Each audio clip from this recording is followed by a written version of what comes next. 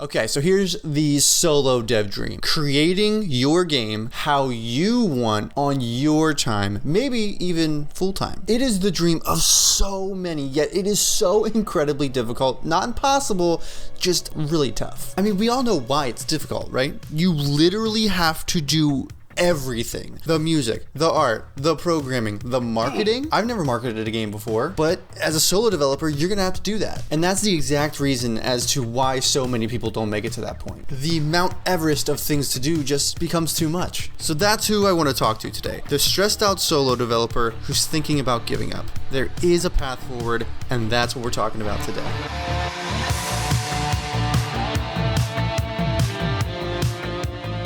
When you first find out that game dev is something that is actually obtainable and that you can do, it is a feeling like no other. Especially if you grew up playing video games, the thought of actually creating worlds like the ones you love so much is intoxicating. But the moment you start digging into the development process, you quickly realize that there's much more to this than meets the eye. But in the beginning, the technical aspects of everything don't really matter that much. You are just absolutely fueled by the possibilities of potential realities. You're not thinking of vectors and if statements, you're thinking about uncreated worlds. And that's okay. But even in those early stages, I remember not really knowing what the heck I was doing. And you know, being on YouTube, it becomes pretty hard not to see the realities of game dev and its depth. I think for me, I slowly began to realize that there were aspects of game development that I was never going to be good at. Sure, I could spend years sitting in front of a piano and training myself to learn music, but that's not really where my passion lies. You know, my passion isn't in music. My passion is in games, and I want to make games. Music is just one aspect of the many different things that you might not be passionate about in the game development process. But music is just as important as level design or programming or marketing. And those aspects of development still deserve a seat at the table. Deserve might even be too small of a word. They need to be at the table if you want to find success. And for me at least, knowing that I wasn't good at those things, success actually became a scary thought to think about. And that really becomes a head scratcher because you're like, what do I even want? I want to make games, but it appears that I can't. Or at least I don't have what it takes. That's how I felt for a long time. I was a solo developer for probably close to 6 years, and music and art were a thorn in my side. As a solo developer, I would start and stop projects all the time, and the one thing that held true was once the art came into question, my projects came to a screeching halt. And I'm actually not even that bad at art. I'm just a perfectionist, and anything that I'd create was never good enough. And so I was in development hell for about 5 years. And so many good projects got left on the cutting room floor. And these were projects that I loved and put so much time into. And after enough time of seeing them waste away, I had to give up for a little while. But the itch for making games never really went away. Once I realized that game dev wasn't just a hobby, it was more of a passion, it really changed my perspective. I realized that this was something worth fighting for. And I feel that a lot of other people probably feel that way. But what was I going to do different this time? Wasn't I just going to go back into development hell and retread the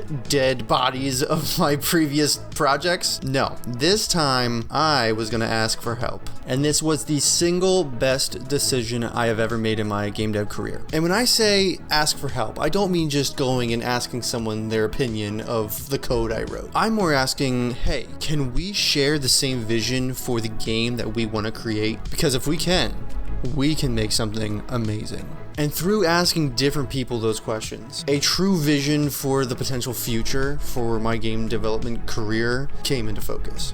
And it can for you too. See, things are just so different now than they used to be like 10 years ago. There are so many opportunities to find and connect with people in so many different ways. Whether it's on Discord or YouTube or TikTok, people want to create things with their specific passion. So at the end of the day, I needed to ask myself, and maybe you could ask yourself this question: what about game development gets me so passionate? What aspect can I give myself fully to? If you're someone someone that struggles to get passionate about every aspect of game development, and if it can even hold you back sometimes, I absolutely think this is a question you need to ask yourself. Because in those areas where you lack that passion, someone is going to have that passion. And if you allow others to fill in those gaps where you lack, the end result is going to be something more spectacular than you could ever imagine. And I think this is really where you find lasting success. And I think I believe this because when I look at myself, I see this is where I failed. For some reason, solo developers, including myself, feel the need to protect their vision for their game. And this can lead to isolation, which is awful. Isolation is the kryptonite to any creative endeavor. Isolation is the reason my previous projects failed to succeed.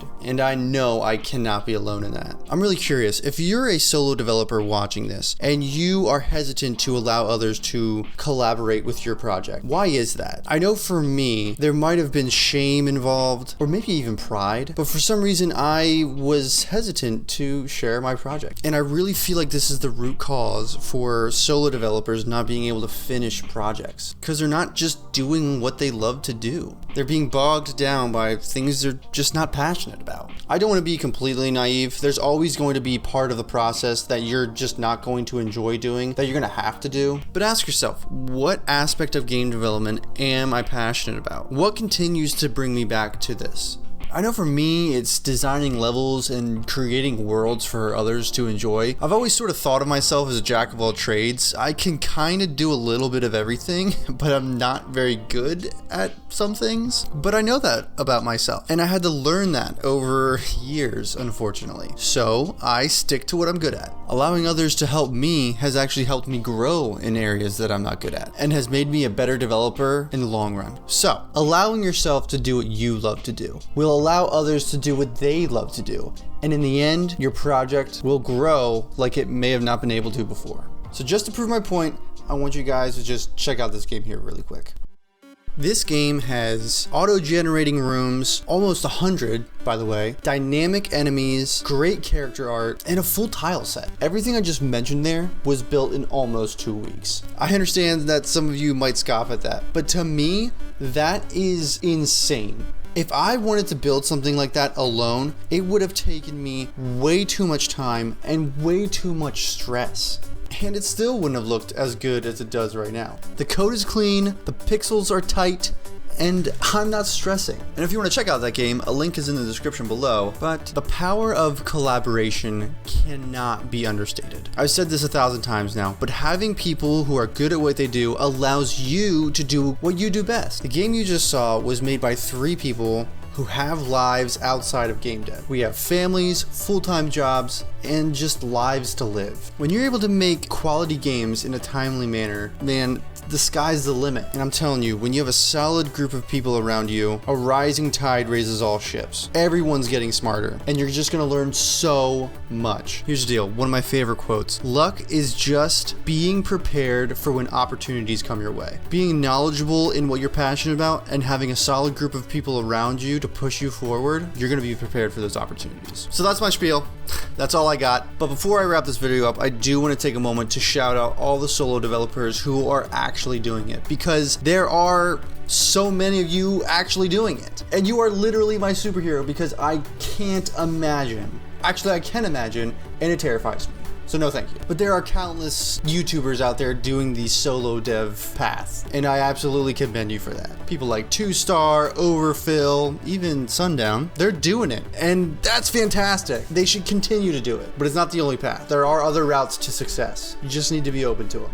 So I hope you guys were encouraged today, because you absolutely can do this. Figure out what you're good at, figure out what you're passionate at, and run with it. Guys, we got some super cool things coming out on the channel, so please talk to me in the comments, share your story with others, hit that subscribe button, because like I said, super cool stuff coming up. So yeah, keep chasing that dream, guys. I'll see you next time.